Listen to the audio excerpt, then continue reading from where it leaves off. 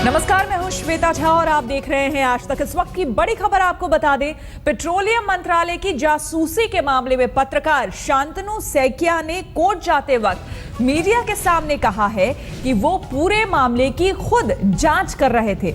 शांतनु सैकिया का दावा है कि ये पूरा मामला 10,000 करोड़ का है। देखिए शांतनु का दावा।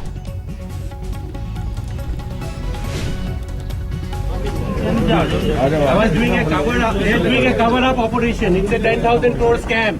Please note this. It's a 10,000 crore scam. You know, I was trying to do a cover-up. I was doing a cover-up. They are doing a cover-up operation. It's a 10,000 crore scam. Please note this. It's a 10,000 crore scam. You know, I was trying to do a cover-up.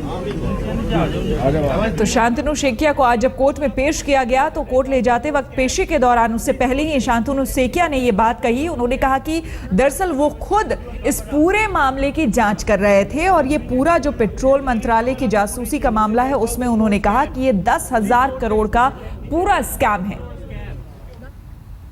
खुफिया agency IB के सूत्रों की माने तो IB की सूचना पर ही petroleum मंत्रालय में जासूसी कांड का खुलासा हुआ।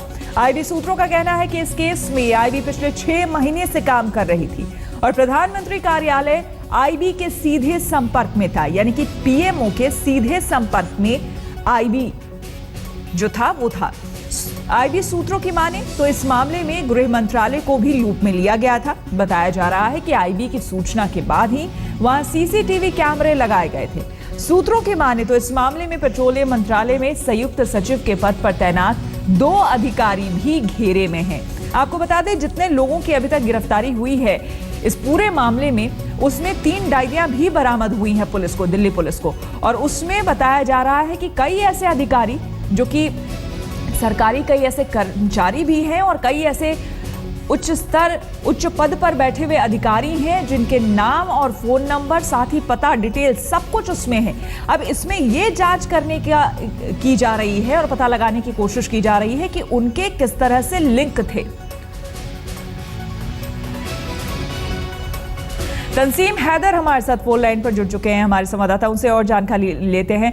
तंसीम, आपसे ज्यादा डिटेल हम लें, लेकिन सबसे पहले शांतनु सैकिया ने आज जो बात कही है कोर्ट ले जाते वक्त, क्या कुछ उसने कहा है और उसके पीछे आपको क्या लगता है क्या कुछ हो सकता है?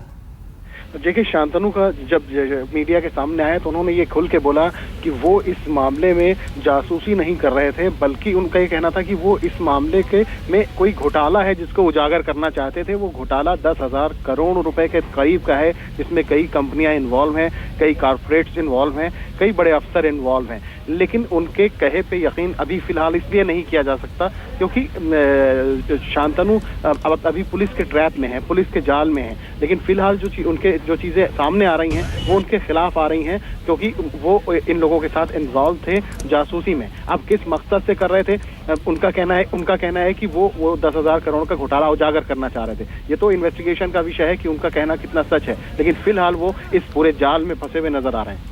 बिल्कुल। साथ ही साथ तंसीम, अब तक जो बातें, हालांकि कई अभी भी ऐसे पेच हैं जिसे दिल्ली पुलिस को खोलना यहाँ पर जरूरी है, कई ऐसी कड़ियां हैं जिसे जोड़ा जाना है। लेकिन ये बताइए, क्योंकि अब तक जो खबरें आ रही है, बताया जा रहा है बाकायदा लोगों को अपॉइंट किया गया था, 50 से 70 हजार तक सैलरी दी जाती थी।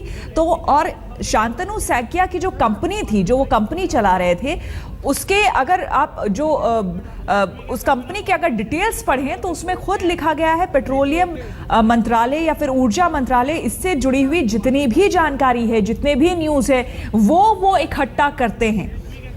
और उसके बाद जो और तथ्य सामने आए हैं, खुद दिल्ली पुलिस कमिश्नर ने ये बात कही है कि वो दस्तावेज लेकर के 50 से 1 लाख रुपए तक में बेचते थे। जी बिल्कुल सच है। जो दिल्ली पुलिस कमिश्नर का बयान था वो यही था कि ये डॉक्यूमेंट्स जो हैं वो 15,000 से लेके करीब 1 लाख रुपए तक 50,000 रुपए में बेचे जाते थे। और इनकी जो आप पोर्टल देखेंगे उस पर भी आप देखेंगे जो भी न्यूज़ है वो इसी से पेट्रोकेमिकल से जुड़ी हुई खबरें हैं।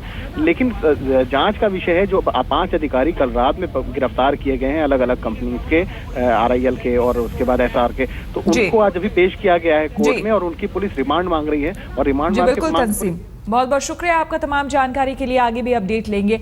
इस बीच आपको बता दें, केंद्रीय गृह मंत्री राजनाथ सिंह ने कहा है कि जासूसी कांड में जल्द ही दूध का दूध और पानी का पानी हो जाएगा।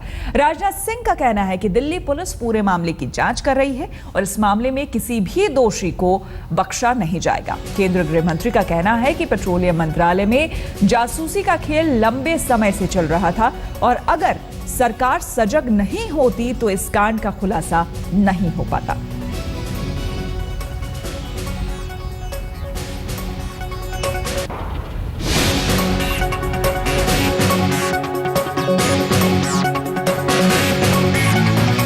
मैंने दिल्ली पुलिस इन्वेस्टिगेशन कर रही है पूरे मामले की और मैं समझता हूं कि कैसे यह सब सारी चीजें हो रही थी, इसका खुलासा जल्दी ही जल्दी हो। बताया जा रहा है कि अलग अलग मंत्रालयों में भी इस तरीके की घटनाएं हो रही हैं जिसकी नजर आईबी की है। मैं समझता हूं कि इस बात की सराहना की जानी चाहिए कि कम से कम जो लंबे समय से ये चल रहा था इसका खुलासा तो किया है हमारी सरकार ने। दूसरे मंत्रालयों में जो हो रहा है क्या वो भी तय है?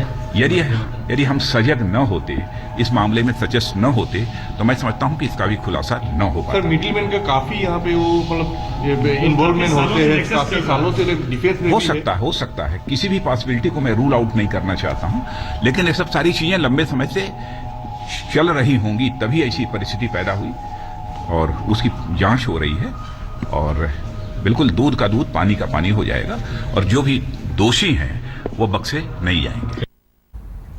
दिल्ली के पुलिस कमिश्नर बीएस बस्सी का कहना है कि आरोपियों से पूछताछ में पता चला है कि डॉक्यूमेंट चोरी कर बेचे गए थे। दिल्ली के पुलिस कमिश्नर के मुताबिक चार्जशीट दाखिल होने तक पूरे मामले की जांच जारी रहेगी। डॉक्यूमेंट्स जो है चोरी किए गए, डॉक्यूमेंट चोरी करने के बाद में आगे बेचे गए। उनको जो उनके रेसिपिएंट्स हैं, यानी कि आप समझ लें कि चोरी के माल को खरीदने वाले जो हैं रिसीवर ऑफ स्टोलन प्रॉपर्टीज, उनको भी हमने अब जो है काबू में कर लिया है। इनसे अब हमारी बातचीत चल रही है। जिस दिन मेरी चार्जशीट फाइल होगी उस दिन जांच का दायरा खत्म होगा। जब तक चार्जशीट फाइल नहीं होती तब तक आप ये समझिए कि जांच का दायरा खुला है।